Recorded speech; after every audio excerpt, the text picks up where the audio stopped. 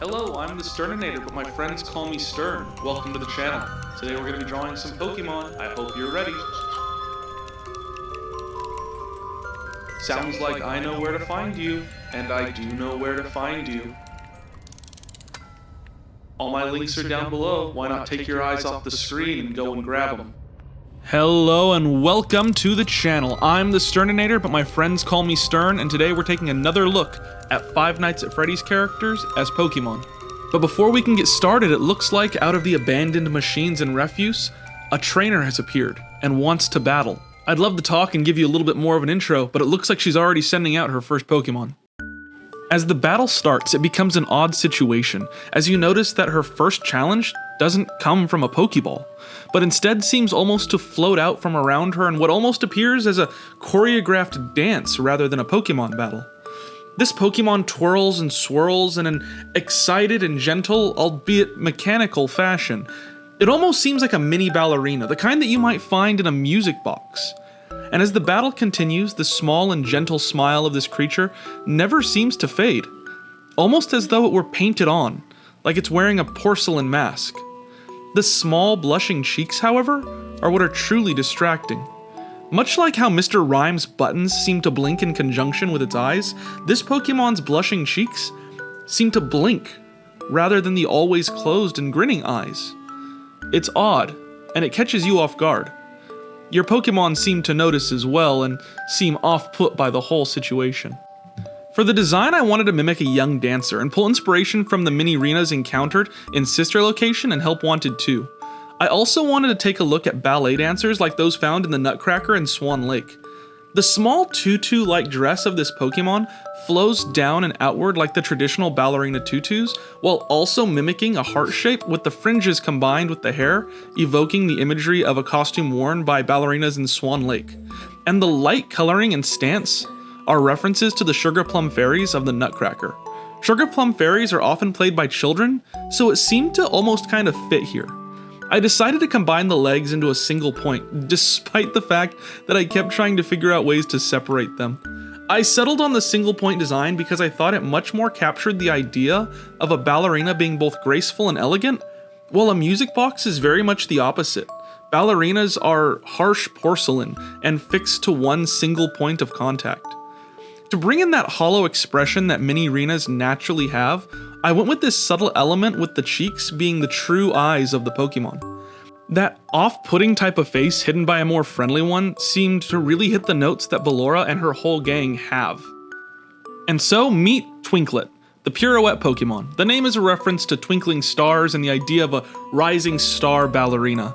This Pokemon is a pure fairy type, and for the shiny I went with a color that brings in that wooden doll motif seen in the actual mini-arenas, for which this design is based on. I forgot to mention it before, but the dress of this Pokemon, while mimicking a Swan Lake costume in our world, mimics a Swanna in the Pokemon world. I just wonder where it got all those feathers. As per usual, gang, I'm gonna need your help with the abilities and dex entries, so these ones head on down to the comments and let me know what you think, and give me something good. Or else. The second Pokemon introduced by this bizarre trainer comes out dancing out of the machinery just like the other. This one is much more elongated and moves with a flowing precision that you quickly learn make its attacks that much more deadly. As it leaps and bounds over your Pokemon, it doesn't even seem to consider this a battle, but more so a dance. One that is perfectly choreographed as it seems to know your Pokemon's every move. It has fun toying with your team and takes a bow after every successful strike.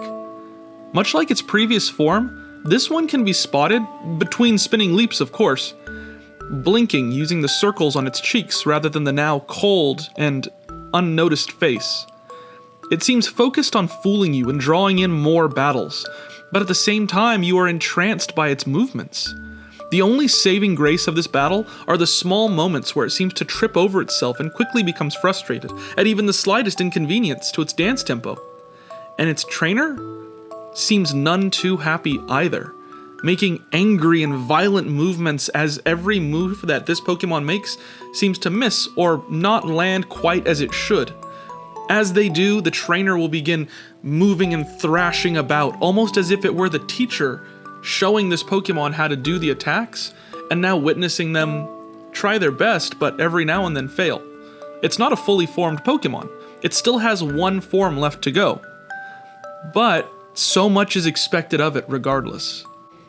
For the design, I went with a more traditional ballerina archetype, even fitting in the pirouette stance.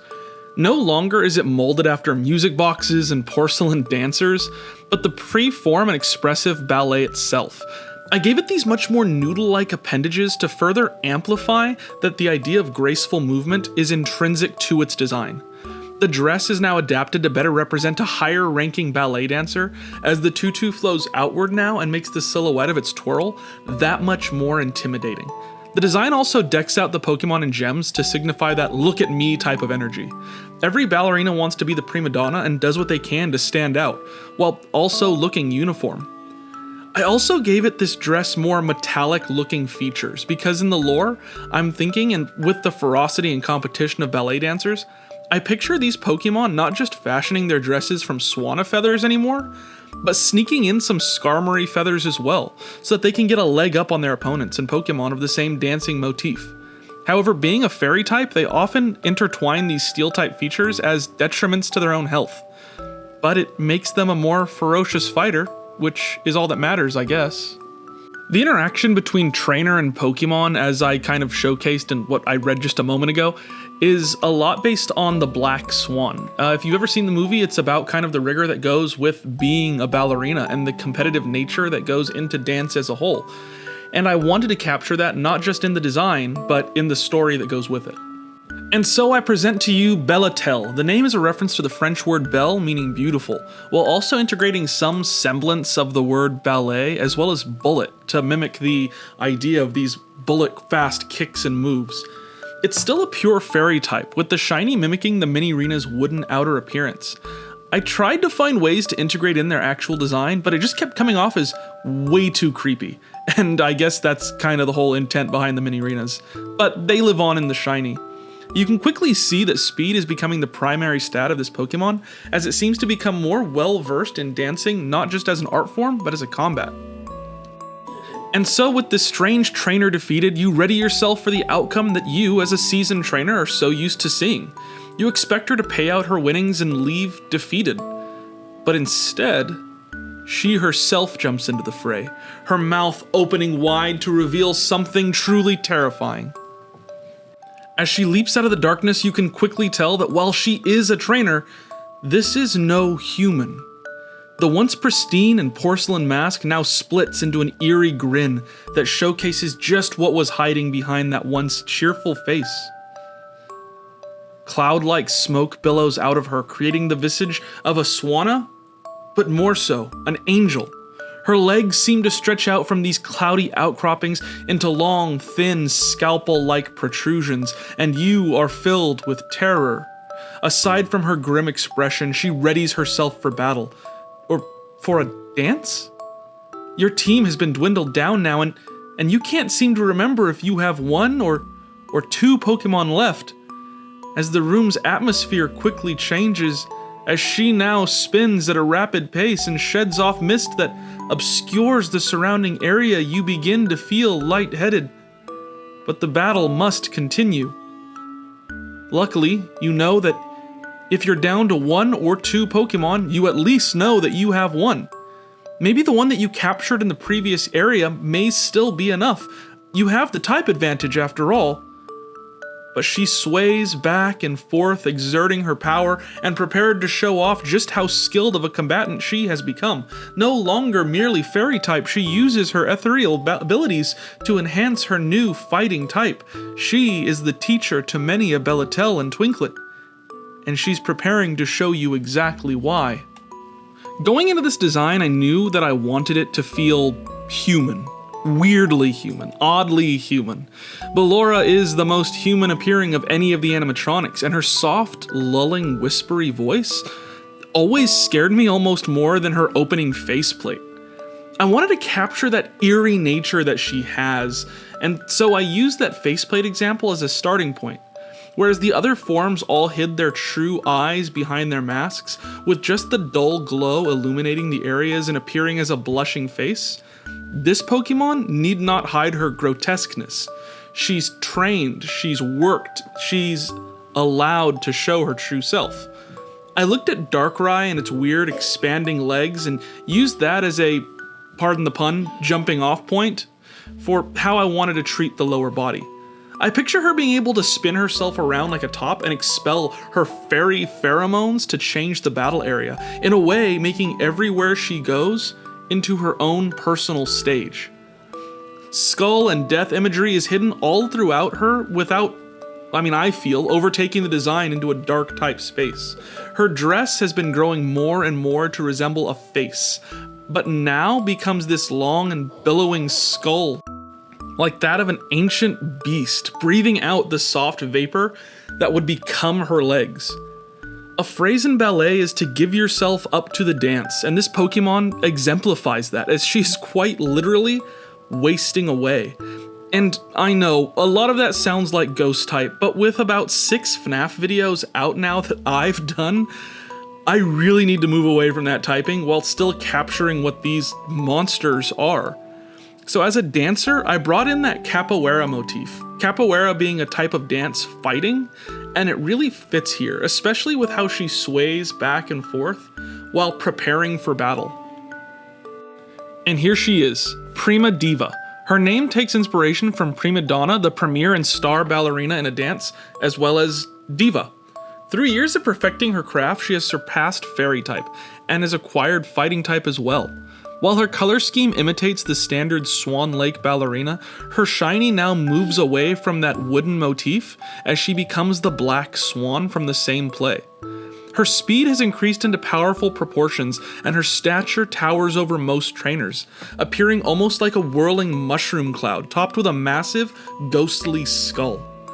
This will be a hard-pressed battle, but as I said, you have one Pokemon left on your team, and hopefully, it'll be enough. Enough to at least hold her off from an onslaught of attacks. So you ready your last Pokeball and prepare for a battle. So, like I said, I've been doing these FNAF videos for a while now, drawing inspiration from a number of games. We even did a giveaway last week on the Discord where we gave away 3 copies of Into the Pit. So I had to look for other areas of the FNAF universe for inspiration, and thus, I turned to the books.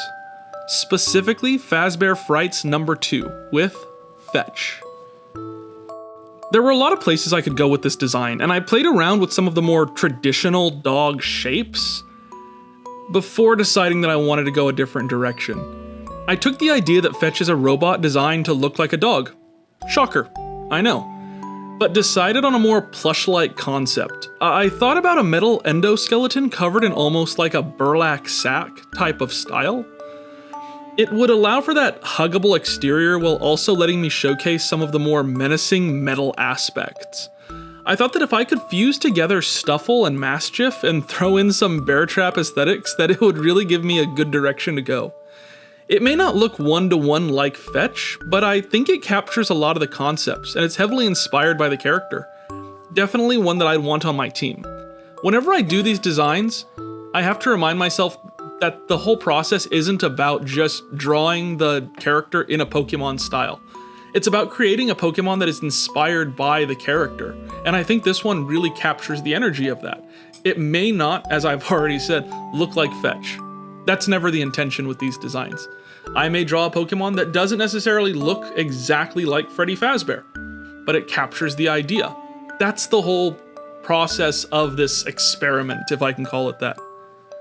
So you're up against the wall, with Prima Diva moving in closer and closer. You chuck out your last Pokeball, and as your side pops out a little potato-looking puppy. I'm sure Prima Diva wouldn't be able to help herself but laugh a little bit as your Pokemon shakes off a bit and scratches its ear. It's not until it shares its own toothy grin that Prima Diva begins to show a little bit of worry. Whereas she views a battle as a dance, your Pokemon views it as a playtime. And while it may not be a fairy type, it certainly knows how to play rough. Meet Puppelush. The name comes from puppy and plush. It's a steel dark type, so it's sure to get some of those good bite moves. And while he may not be the biggest or strongest Pokemon there is, when it comes to goodest boy, there is no gooder. It seems that being laughed at wasn't something that Puppelush took too kindly to. With its anger and devotion to you as its trainer, someone that needs to protect, something begins to happen as Puppelush begins to glow. It's well, it's evolving. And as the glow of evolution subsides, Puppelush has grown in stature and ferocity. It's bursting at the seams with energy and glowing with an intensity that you've never seen in your Pokemon before. Its metallic teeth glisten in the dim light of the abandoned pizzeria, and it leaps into action using its new move, Terabyte. This is a steel-type move that has potential to paralyze its target. This won't be an easy fight, but with this new form, it just got a little bit easier. If the first design was an Endo sewn into a burlap sack, this one is an Endo bursting from the seams. It still has some of that cute demeanor that I was going for in Puppelush, but it also has some extra energy to it that makes it almost feel like more ravenous. It would do anything for its master. Anything.